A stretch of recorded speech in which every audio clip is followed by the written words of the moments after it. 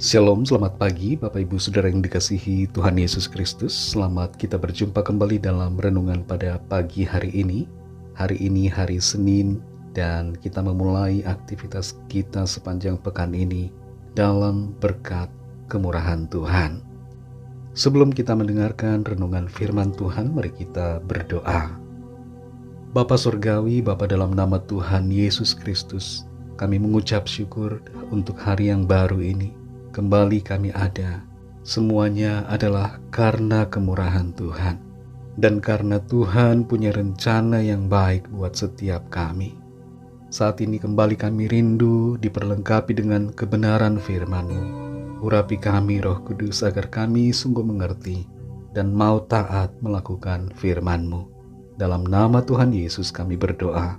Haleluya. Amin. Saudara yang dikasih Tuhan, ayat firman Tuhan saat ini terdapat dalam Kisah Para Rasul 22 ayat 27 sampai 29. Tertulis demikian. Maka datanglah kepala pasukan itu kepada Paulus dan berkata, "Katakanlah, benarkah engkau warga negara Rom?" Jawab Paulus, "Benar." Lalu kata kepala pasukan itu, "Kewarganegaraan itu kubeli dengan harga yang mahal." Jawab Paulus, "Tetapi aku mempunyai hak itu karena kelahiranku." Maka mereka yang harus menyesah dia segera mundur. Dan kepala pasukan itu juga takut setelah ia tahu bahwa Paulus yang ia suruh ikat itu adalah orang Rom. Saudara yang dikasih Tuhan, tidak ada yang kebetulan dalam hidup kita. Apa yang nampak seperti hal yang biasa dan tidak berguna, seringkali dimaksudkan Tuhan untuk menjadi sesuatu yang berguna di masa depan. Dalam ayat-ayat ini kita melihat bagaimana identitas kewarganegaraan Roma dari Rasul Paulus memberikan perlindungan dan hak yang istimewa yang tidak dimiliki oleh orang lain. Paulus menggunakan hak kewarganegaraannya itu untuk melindungi dirinya dari perlakuan yang tidak adil, dari penyiksaan dan penyesahan yang sedang akan dilakukan oleh para prajurit Roma. Paulus dilahirkan di sebuah kota bernama Tarsus yang berada di wilayah provinsi Kilikia, yang pada waktu itu sudah menjadi wilayah Roma. Ia mendapatkan hak kewarganegaraan Roma dari ibunya. Dan pada waktu itu mungkin Rasul Paulus tidak mengerti. Sebelum ia menjadi percaya kepada Kristus, ia sangat bangga dengan keyahudiannya. Tapi setelah ia menjadi percaya, ia menjadi mengerti dan memiliki persepsi yang benar tentang identitas.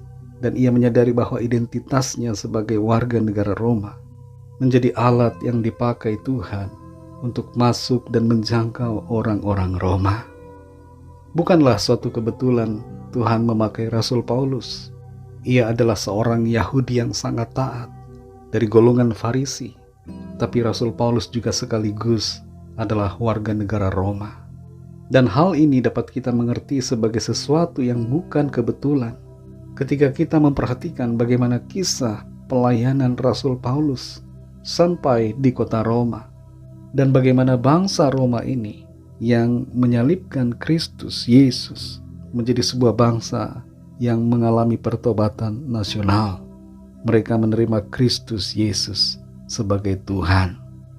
Saudara yang dikasih Tuhan, apa yang menjadi rema dari ayat-ayat ini buat kita? Apa yang menjadi pesan firman Tuhan buat saudara dan saya? Yang pertama adalah tidak ada yang kebetulan dalam hidup kita. Tuhan mengatur setiap langkah demi langkah, peristiwa demi peristiwa yang terjadi di hidup kita untuk suatu kebaikan dan untuk rencananya yang indah, yang mungkin tidak bisa kita mengerti di masa sekarang, tapi akan kita mengerti di masa yang akan datang. Yang kedua, saudara, ingatlah akan identitas kita. Seringkali pelayanan kita berkaitan dengan identitas kita. Jangan lupakan siapa diri kita, saudara. Jangan lupakan dari mana kita berasal. Jangan lupakan keluarga. Jangan lupakan bangsa kita. Untuk kita layani, doakan dan bawa kepada Tuhan.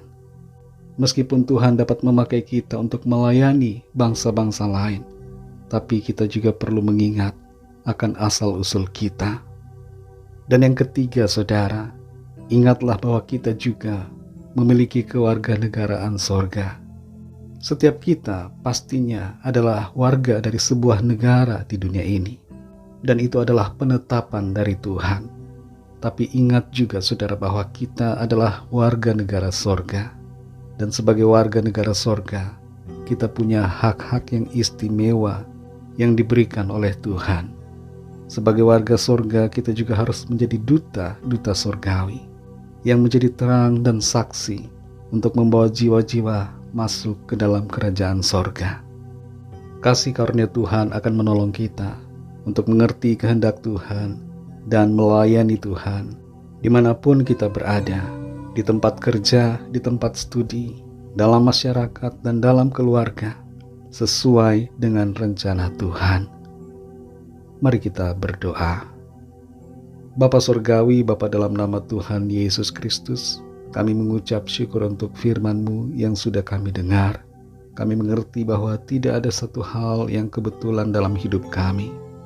Hal-hal yang seringkali nampaknya remeh, nampaknya kecil dan tidak berguna, tapi itu dapat Tuhan pakai di suatu saat nanti untuk kebaikan kami.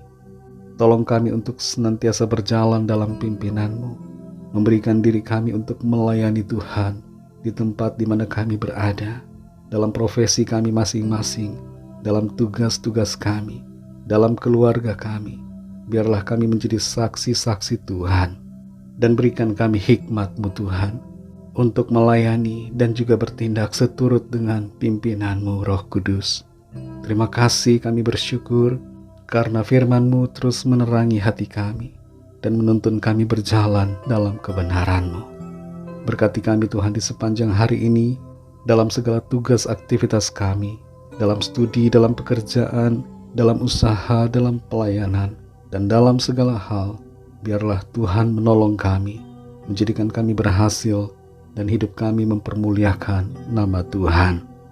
Kembali saat ini kami berdoa bagi yang sakit dan dalam pergumulan, agar tangan Tuhan menjamah, menyembuhkan dan menyempurnakan tubuh kami. Oleh kuasa darah-Mu, oleh bilur-bilur-Mu, segala sakit penyakit kami disembuhkan, dan segala dosa kami disucikan. Nyatakan kuasa pertolongan-Mu ya Tuhan bagi setiap kami. Ada terobosan, ada jalan keluar yang ajaib yang Tuhan nyatakan. Terima kasih Bapa. Dalam nama-Mu yang kudus, nama Tuhan Yesus Kristus, kami sudah berdoa dan mengucap syukur. Haleluya.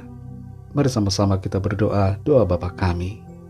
Bapa kami yang di sorga, dikuduskanlah nama-Mu, datanglah kerajaan-Mu, jadilah kehendak-Mu di bumi seperti di sorga. Berikanlah kami pada hari ini makanan kami yang secukupnya, dan ampunilah kami akan kesalahan kami, seperti kami juga mengampuni orang yang bersalah kepada kami. Dan janganlah membawa kami ke dalam pencobaan, tetapi lepaskanlah kami daripada yang jahat, karena Engkaulah yang punya kerajaan dan kuasa dan kemuliaan sampai selama-lamanya. Amin. Terimalah berkat Tuhan. Tuhan memberkati engkau dan melindungi engkau. Tuhan menyinari engkau dengan wajah-Nya dan memberikan kasih karunia. Tuhan menghadapkan wajah-Nya kepadamu dan memberikan damai sejahtera. Berkat anugerah dari Bapa Surgawi, kasih karunia dari Tuhan Yesus Kristus, dalam persekutuan dengan Roh Kudus, menyertai kita semua sekarang ini dan sampai Maranatha Tuhan Yesus datang kembali, dan bahkan sampai selama-lamanya. Dalam berkat nama Tuhan Yesus Kristus, haleluya, amin. Puji Tuhan, saudara yang dikasihi Tuhan, saya percaya firman Tuhan menjadi berkat dan kekuatan buat saudara semua, dan Roh Kudus akan menolong saudara untuk lebih lagi memahami kebenaran firman Tuhan. Tuhan Yesus memberkati saudara semua. Sampai jumpa dalam renungan yang berikutnya. Haleluya.